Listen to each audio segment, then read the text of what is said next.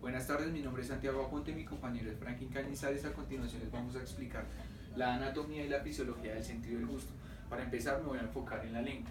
La lengua es un órgano muscular muy móvil que se encuentra insertado en la parte posterior de la boca y que interviene en procesos como la masticación, la deglución, el sentido del gusto y la articulación de los sonidos.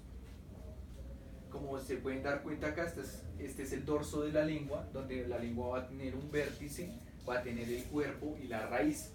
Adicional a eso va a tener el surco de la línea media.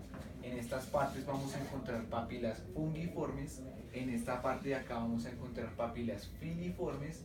Estas que se encuentran en los costados son papilas foliadas. Acá tenemos la P lingual que separa la inervación, más adelante lo vamos a ver. Estas son las papilas circunvaladas o caliciformes. Toda esta parte se conoce como los nodulillos linguales o las tonsilas linguales. Estas de acá son las tonsilas palatinas. Acá se ve una imagen cortada, pero acá se van a insertar los músculos palatoglosos, acá los músculos palatofaringeos. En la parte de arriba tendríamos la óvula, pues obviamente no se va a ver. Esta es la epiglotis, tenemos el surco medio el surco medio epiglótico, el surco lateral epiglótico. Esta separación me lo da la valécula. Tenemos el surco terminal y ahí tenemos el agujero terminal. Esa sería la anatomía funcional y estructural de la lengua. Acá vemos una imagen microscópica de la lengua donde vamos a tener las tonsilas linguales, vamos a tener las papilas filiformes, vamos a tener las papilas fungiformes y acá vamos a tener una especie de vano, arteria, vena y nervio lingual. Esto van a ser músculos intrínsecos de la lengua.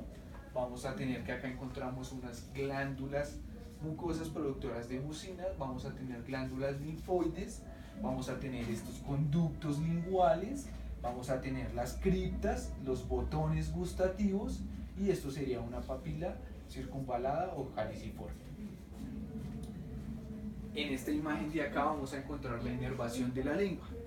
Entonces, como bien dije, los 2/3 anteriores están inervados por el nervio facial, que es más conocido como la cuerda del tímpano, que va a la zona gustativa, al tronco del encéfalo, donde va a tener el núcleo del tracto solitario, asciende a la corteza gustativa, especialmente a la parte insular anterior.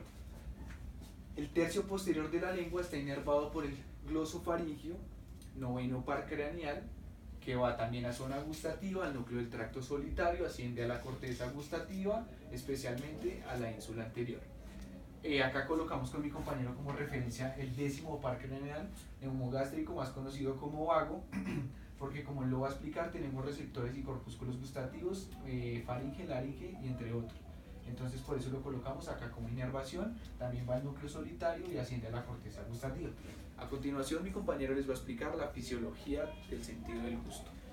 Bueno, les voy a hablar sobre la fisiología del sentido del gusto, comenzando con que el sentido del gusto, las sustancias químicas que pueden estimularlo, se determinan y son transducidas por quimioreceptores localizados en las papilas gustativas. Las células encargadas de percibir sensaciones gustativas se determinan TCRs o células receptoras del gusto. Estas células receptoras del gusto están dentro de los corpúsculos gustativos, que estos corpúsculos gustativos están localizados en faringe, en laringe y en lengua, que en lengua están localizados dentro de las papilas gustativas, que estas papilas gustativas, como mi compañero dijo, se clasifican en 4. Tenemos a las papilas caliciformes o circunvaladas, que las encontramos en la B lingual, que estas son menos numerosas pero son más grandes y son encargadas del sabor amargo. Luego tenemos a las papilas fungiformes, que se localizan en los 2/3 anteriores de la lengua, encargadas de el sabor dulce, umami y salado. Luego tenemos en los bordes de la lengua a las papilas foliadas, que son encargadas del ácido. Listo. Ahora les voy a explicar los mecanismos de transducción de estos tipos de sabores.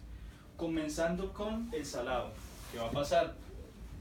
Vamos a tener unas moléculas de sodio que van a llegar a un receptor transmembrana asociado a proteína G, va a atravesar este receptor de membrana, va a provocar una despolarización de esta membrana y posteriormente un potencial de acción. Continuando con el sabor ácido, que lo que va a pasar es que vamos a tener iones hidrógeno que van a trasvasar estos receptores asociados a proteínas G.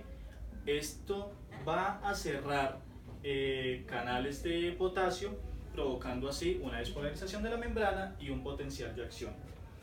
Continuando con el sabor dulce, tenemos que un receptor de membrana asociado a proteína G, especialmente de la familia T1R3, que lo que va a provocar también es despolarización de membrana y potencial de acción.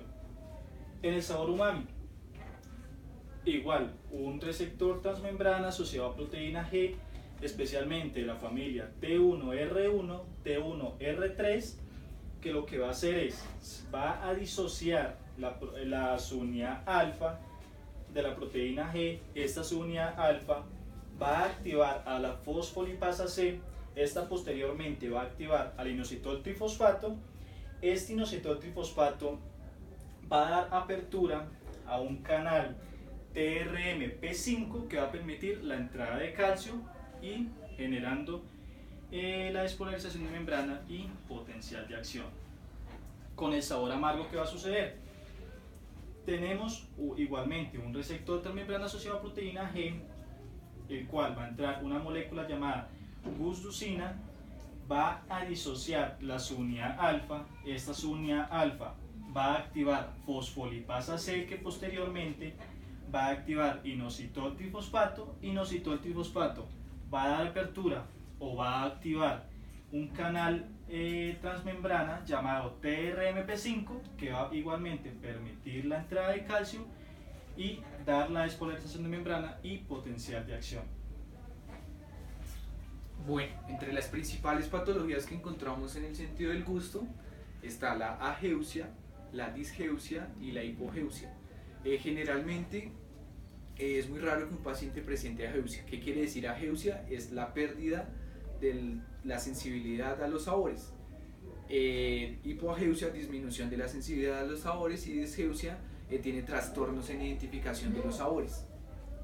También podemos comentar que en estudios recientes se han demostrado dos diferentes sabores.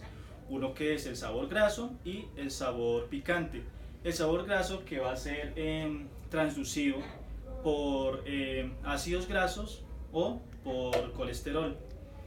También el sabor picante, que va a ser transducido por la capsaicina. Listo, muchas gracias, esto sería todo.